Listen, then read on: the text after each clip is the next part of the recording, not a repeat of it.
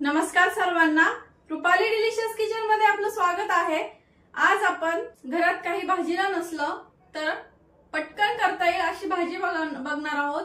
एकदम झटपट होते, कमी साहित्यात होते, अगदी एकदम घरच्या साहित्यामध्ये करू शकता तुम्ही झटपट एकदम। आणि उन्हाळ्यात ही भाजी स्पेशली सगळीकडे केली जाते आमच्या। तर मग चला साहित्य बघूया आणि रेसिपीला सुरुवात करूया। तर आपण आज डुबुक-वडा अशी भाजी करणार आहोत। एक आमटी केली जाते आणि त्याच्यामध्ये आपलं बेसन पिठाचं बॅटर तयार करतात, भजीला जसं करतो तसं, फक्त प्लेन असतं हे। तिखट मिरची वगैरे टाकून ते बॅटर तयार करून त्याचे गोळे सोडले जातात। कुठे कुठे याला गोळे आमटी पण म्हणतात, बरेच नाव आहेत ह्या भाजीसाठी।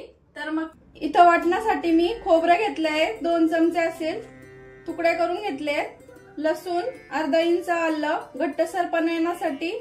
इथं 2 चमचे फुटाणे घेतले, एक छोटासा कांदा घेतलाय, कोथिंबीर, फोडणीसाठी जिरं। हा आमचा घरगुती काळा मसाला आहे, तुम्ही ऑनलाईन ऑर्डर करू शकता। खूप ताईंनी हा ऑर्डर केलाय, त्यांना खूप आवडलाय, तुम्हीही करू शकता। तुम्हाला ऑर्डर करायचा असेल तर मी स्क्रीनवरती माझा नंबर टाकून देईल। हळद, धना पावडर आणि चवीपुरतं मीठ।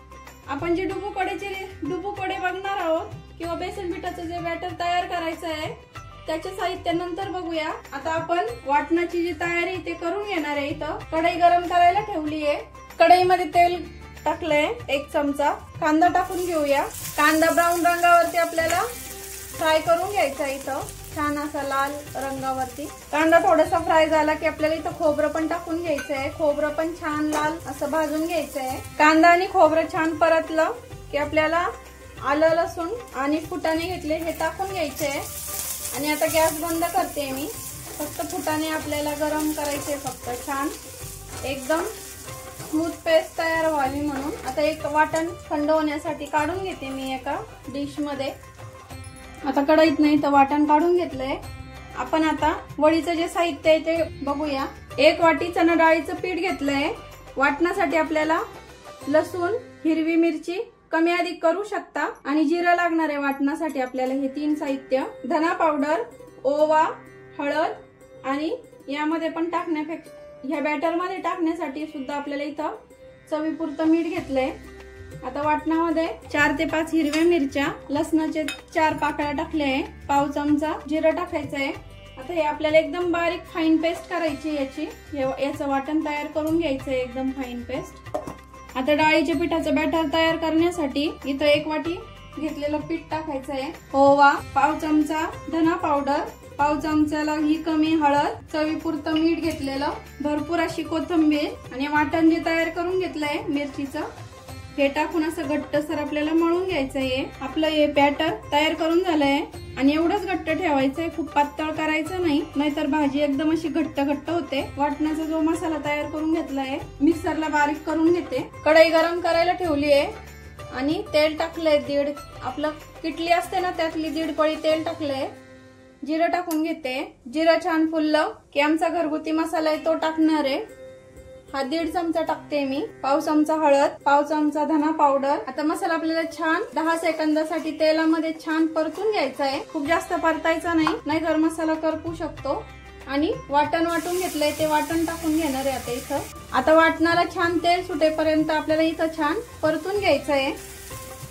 वाटणाला छान तेल सुटलंय। आता आपल्याला किती आमटी करायची याची त्यानुसार आपण इथं पाणी टाकून घेऊया। पाणी टाकून घेतलंय मी आणि इतका रस्सा पातळ ठेवायचा याचा, म्हणजे आपण जे वडे सोडणार आहे त्यानंतर भाजी खूप अशी जास्त घट्ट होणार नाही, घट्ट पण छान लागते।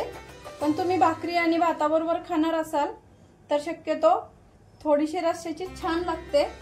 इथे चवीपुरतं मीठ टाकून घेते। आता थोडीशी कोथिंबीर, शेवटी उकळ फुटली का आपल्याला वडे सोडून घ्यायचे याच्यामध्ये। तिला छान उकळी आली। आता इथं मी थोडंसं पाणी घेतलंय वाटीमध्ये, या वाटीतल्या पाणी थोडंसं हात बुडवायचा आणि असे छोटे छोटे गोळे घ्यायचे आणि या उकळीमध्ये सोडून घ्यायचे। ते अशा 1-1, 2-2 बॅच सोडल्या का आपल्याला वाटीमध्ये पुन्हा हात बुडवायचा आहे, म्हणजे जेणेकरून पीठ आपल्या हाताला तुटत नाही। आणि हे उकळीतच सोडायचे आहे, म्हणजे भाजी अशी घट्ट होत नाही आणि वडे फुटत नाही। वडे न फुटल्यामुळे भाजीला जास्त घट्टसरपणा येत नाही। आता हे सर्व मी असे सोडून घेते। सर्व वडे आता मी इथं सोडून घेतले असे उकळीमध्ये. शिजून घ्यायचंय आपल्याला, चिकटले नाही पाहिजे ते असे आपण दाबून बघितल्यावर. आपण बघूया नंतर, शिजल्याच्या नंतर मी दाखवते तुम्हाला. आता 10 मिनिटं एकदम मंद आचेवर आपल्याला हे छान शिजून घ्यायचे.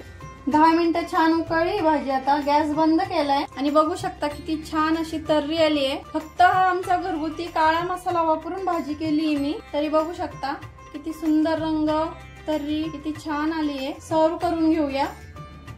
बघू शकता किती सुंदर भाजी झाली आहे. चिकन मटनलाही मागे टाकेल अशी भाजी तयार झालेली आपली इथं.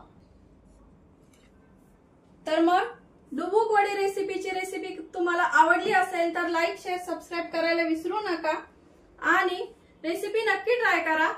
एकदम साधी सोपी आहे, कमी वेळात कमी साहित्यात होते आणि रेसिपी नक्की ट्राय करा, कारण घरचं जेवण हे खरंच स्वादिष्ट असतं. अशाच नवीन छान छान रेसिपींसोबत पुन्हा भेटूया. तोपर्यंत बाय बाय.